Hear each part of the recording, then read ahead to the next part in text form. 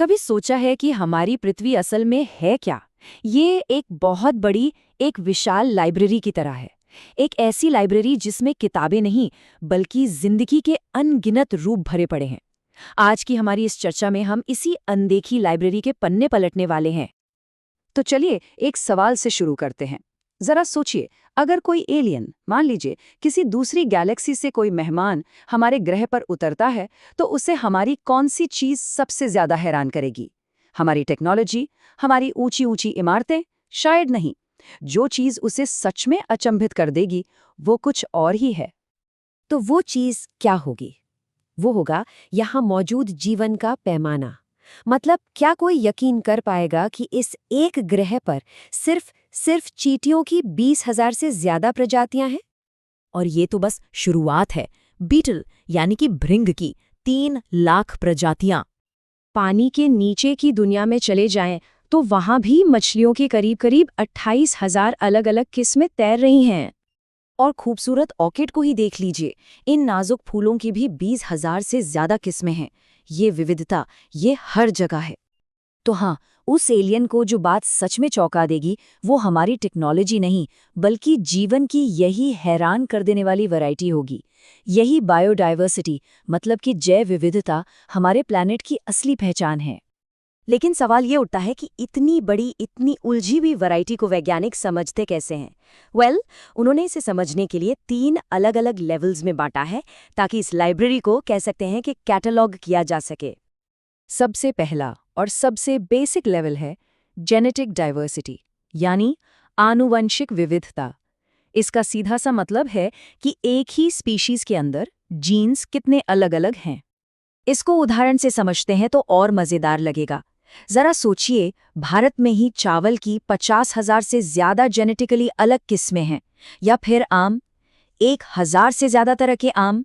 और ये सिर्फ खाने पीने की चीजों में नहीं है। हिमालय में एक पौधा मिलता है राउवॉल्फिया। अलग अलग इलाकों में उगने वाले इसी पौधे के अंदर के केमिकल की ताकत वो भी बदल जाती है। ये सब जेनेटिक डाइवर्सिटी का ही खेल है। दूसरा लेवल है स्पीशीज डाइवर्सिटी, यानी प्रजाति विविधता। और सच कहूं तो जब हम बायोडाइवर्सिटी की बात करते हैं ना, तो ज्यादातर लोग इसी के बारे में सोच रहे होते हैं। मतलब एक जगह पर कितने अलग अलग तरह के जीव जंतु और पेड़ पौधे हैं। और हाँ, ये विविधता हर जगह एक जैसी नहीं है। एक बढ़िया उदाहरण है भारत के पश्चिमी और पूर्वी घाट। पश्चिमी घाटों में मेंढक जैसे जो उभयचर हैं, उनकी प्रजातियां पूर्वी घाटों के मुकाबले कहीं ज्यादा हैं। इससे साफ पता चलता है कि स्पीशीज डाइवर्सिटी एक जगह से दूसरी जगह पर कितनी बदल सकती है। और फिर आता है तीसरा और सबसे बड़ा लेवल, इकोलॉजिकल डाइवर्सिटी, यानी पारिस्थितिकीय विविधता। इसमें पूरे के पूरे इकोसिस्टम आ जाते हैं। सोचिए, रेगिस्तान, घने जंगल, मैंग्रोव्स, समंदर के अंदर कोरल रीफ्स। भारत में इस तरह की इकोलॉजिकल डाइवर्सिटी नॉर्वे जैसे किसी देश से कहीं ज्यादा है। तो अब जब हम ये समझ गए हैं कि विविधता के लेवल क्या हैं, तो ये जानना भी जरूरी है कि ये जीवन का बंटवारा ऐसे ही रैंडम नहीं है। इसके कुछ बहुत ही दिलचस्प पैटर्न है, बिल्कुल एक सलीके से जमाई गई लाइब्रेरी की तरह।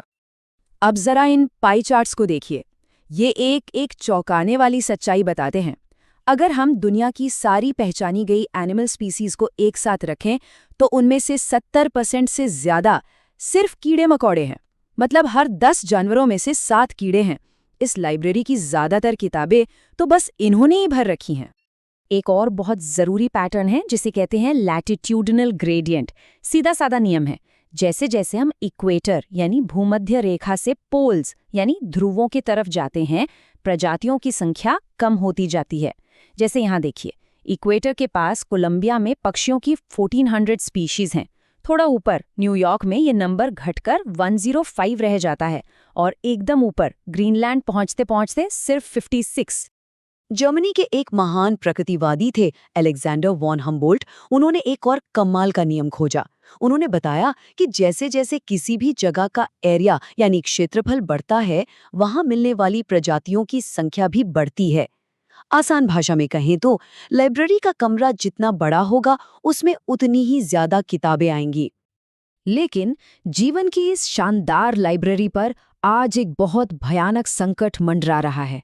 एक ऐसा संकट जो इसकी बुनियाद को ही हिलाकर रख देने वाला है। देखिए, पृथ्वी के इतिहास में पहले भी 5 बार बड़े पैमाने पर प्रजातियां खत्म हुई हैं, जिसे हम मास एक्सटिंक्शन कहते हैं। लेकिन आज हम छठे महाविलोपन के दौर से गुजर रहे हैं, और ये पहले वालों से बहुत अलग है। क्यों? इसकी रफ्तार की वजह से। आज प्रजातियों के खत्म होने की जो दर है, वो इंसानों के आने से पहले की दर से 100 से 1000 गुना ज्यादा तेज है। और ये सिर्फ थ्योरी नहीं है, आंकड़े देखिए। आज दुनिया भर के 32% उभयचर, 23% स्तनधारी और 12% पक्षी, इन सब पर विलुप्त होने का खतरा मंडरा रहा है। ये एक बहुत बहुत बड़ी चेतावनी है। इस पूरी दुखद कहानी का सार शायद इस एक लाइन में है। प्रकृति की ये जैविक लाइब्रेरी जल रही है, और हालत ये है कि हमने तो अभी तक वहां रखी सारी किताबों के नाम तक नोट नहीं किए हैं। मतलब हम उन प्रजातियों को हमेशा के लिए खो रहे हैं जिनके बारे में हमें पता तक नहीं था कि वो है भी। तो सवाल उठता है कि ठीक है, प्रजातियां खत्म हो रही हैं, लेकिन इससे हमें क्या फर्क पड़ता है? इसका जवाब स्टैनफोर्ड के इकोलॉजिस्ट पॉल एहरलिच की एक बहुत मशहूर थ्योरी में मिलता है, जिसे रिविट पॉपर हाइपोथेसिस कहते हैं। आइए इस थ्योरी को समझते हैं। मान लीजिए कि एक इकोसिस्टम, मतलब एक पूरा का पूरा पारितंत्र, एक हवाई जहाज है, और उस जहाज को जोड़कर रखने वाले जो हजारों छोटे छोटे कील या रिविट्स होते हैं, वो हैं अलग अलग प्रजातियां। अब सोचिए, अगर हर पैसेंजर जहाज से एक एक रिविट निकालकर अपनी जेब में रखने लगे तो क्या होगा? शायद शुरुआत में कुछ ना हो, जहाज उड़ता रहेगा। लेकिन अगर बहुत सारे रिविट्स निकाल दिए जाएं, या फिर कोई बहुत ज़रूरी रिविट जैसे पंख का कोई मेन रिविट निकाल दिया जाए, यानी कोई कीस्टोन स्पीशीज खत्म हो जाए, तो क्या होगा? पूरा का पूरा जहाज ही क्रैश हो जाएगा। और यही थ्योरी हमें एक बहुत ही गंभीर सवाल के साथ छोड़ जाती है। हम ये तो जानते हैं कि हम रिविट्स निकाल रहे हैं, लेकिन हमें ये नहीं पता कि कौन सा रिविट वो आखिरी रिविट होगा, कौन सी प्रजाति वो आखिरी प्रजाति होगी जिसके खत्म होते ही ये पूरा सिस्टम फेल हो जाएगा। और यही सबसे बड़ा खतरा है।